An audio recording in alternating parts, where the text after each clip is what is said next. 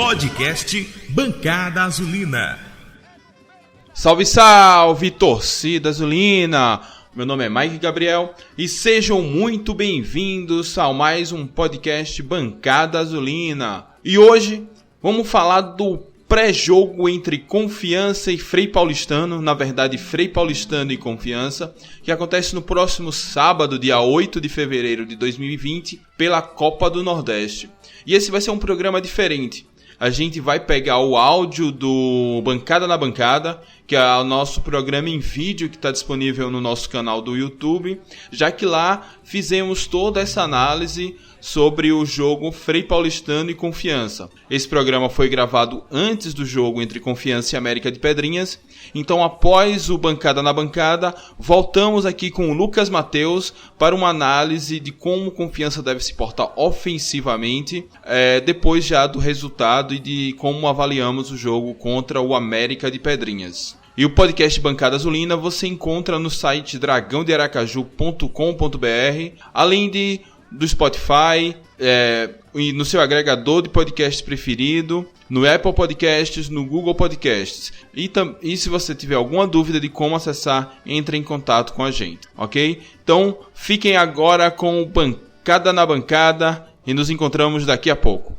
Podcast Bancada Azulina. Salve, salve, torcida azulina! Meu nome é Mike Gabriel e sejam bem-vindos para mais um Bancada na Bancada. Aqui estamos prestes a presenciar Confiança versus América de Pedrinhas pela quinta rodada do Campeonato Sergipano, mas fundamentalmente vamos falar do jogo entre Confiança e Frei Paulistano, na verdade Frei Paulistano e Confiança, próximo sábado pela Copa do Nordeste. E para falar desse jogo eu tô aqui com o Lucas Oliva. Lucas, como é que você vê as nossas possibilidades de vitória para esse jogo aí contra o Frei Paulistano, que vai nos deixar muito bem pela Copa do Nordeste? Ô Mike, depois de uma bela partida em João Pessoa, o Dragão deixou escapar a vitória por pouco, por bobeira, por besteira. Eu acho que agora, esse sábado contra o Frei, a equipe proletária tem nova oportunidade de vencer e se consolidar lá no topo da tabela e encaminhar bem a sua inédita classificação para a segunda fase do Nordestão. Então eu estou esperando um bom jogo, é um jogo perigoso porque esse time do Frei Paulistano é uma montanha-russa, é um time inconstante, é um time que empata com 2-2 com o Ceará, que é um time de Série A, lá no PV, em Fortaleza, mas é um time que tomou 3-0 do América de Pedrinhas e depois foi correr atrás para fazer 3-2, né? Então é um jogo perigoso, mas o Confiança, eu acho que se Daniel souber pensar bem, imprimir um pouco de velocidade, eu acho que o time do Frei Paulistano é um time lento, porque tem jogadores velhos como o Ramalho, que joga muito, mas tem uma capacidade física limitada até pelo avançar da idade. Eu acho que o Confiança pode sim, jogando aqui nos seus domínios, o jogo não vai ser no Titão, o jogo não vai ser no Médici.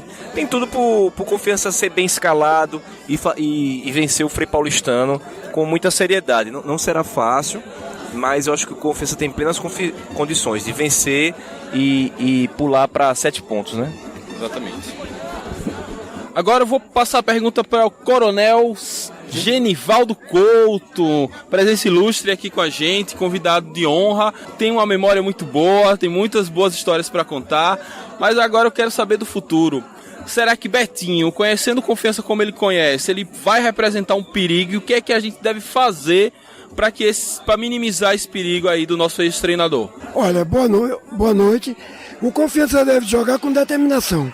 Respeitar a equipe do Frei Paulistano, que eu acho que é uma boa equipe, como já frisou o nosso colega aqui, torcedor do Dragão, e que o Confiança se destaca. Agora, respeitando o Frei Paulistano, a gente de qualquer maneira deverá jogar muito bem aqui no estádio estadual Lourival Batista, ou seja, Arena Batistão, e deveremos conseguir uma boa vitória.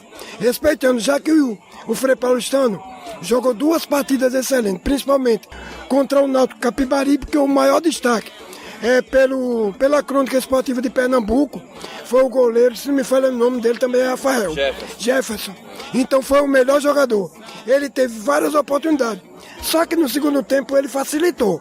Agora devemos respeitar o Frei Paulistano, partir para frente, imprensar e fazer com que a gente saia vencedor no próximo sábado.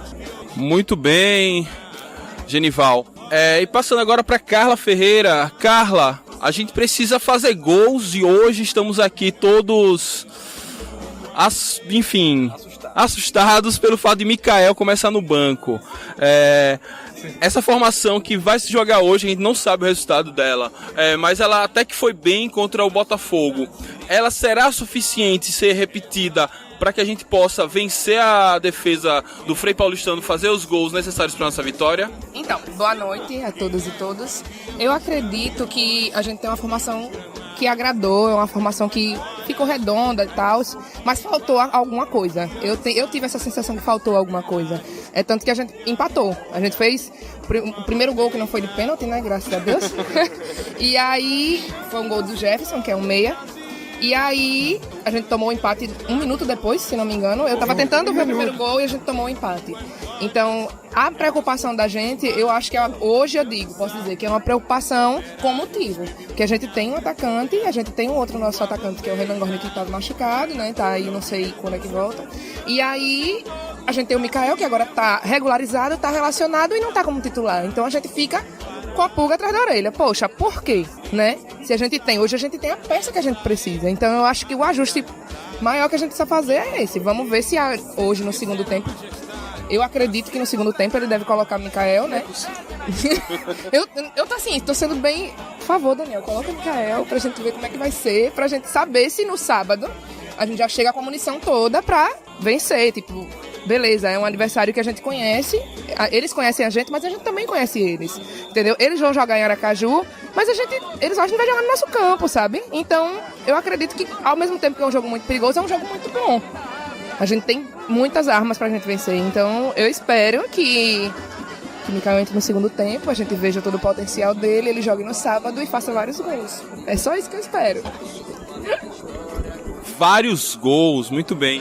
Vini, meu câmera, vem aqui devagar. No jogo, sente-se primeiro. Este homem lindo no meu lado.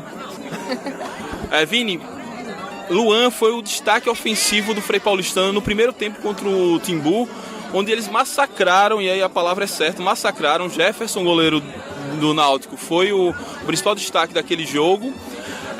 Só que se a gente deixar que várias oportunidades surjam, vai que uma entra. Como fazer para anular esse ataque do Frei Paulistano?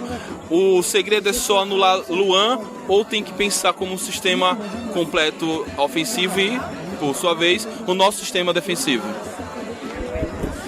Veja bem, Mike, eu costumo dizer que Luan é Renan Gorni um pouco mais habilidoso. Porque é surreal a quantidade de gols que Luan perdeu.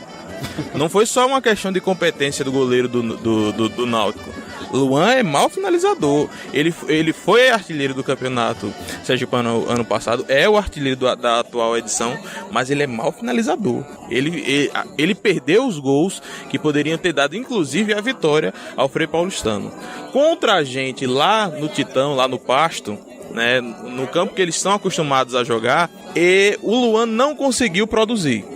Ele não produziu, jogou, foi anulado. Eu acho que mantém a mesma postura. Eu acho que a nossa defesa vem muito sólida.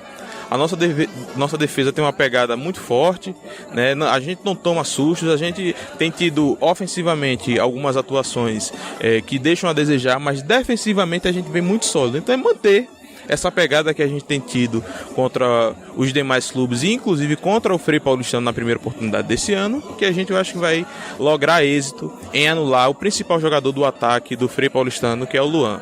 O Renan Gorni um pouco mais habilidoso. E de cabelinho louro. Então, pessoal, alguém tem mais alguma coisa a falar sobre esse jogo contra o Frei? Olha, há uma grande expectativa, como a nossa torcedora aqui, nossa torcedora do Dragão, falou a respeito de Mikael. Então, muitos outros torcedores que provavelmente vão assistir o treino do nosso Confiança, está na maior expectativa que Mikael jogue, né, Mikael? Então, ele deve ser a sensação do nosso Confiança. Tomara que seja no dia de hoje, meu amor. Tomara que seja no dia de hoje e que ele entre e consiga fazer os gols necessários para que a gente saia vencedor. Então é isso. Mikael, meu amigo, expectativa gigantesca sobre você, não nos decepcione. E torcida, muito obrigado. Expectativas foram criadas. A torcida, muito obrigado por tudo. Saudações proletárias e fui! Podcast Bancada Azulina.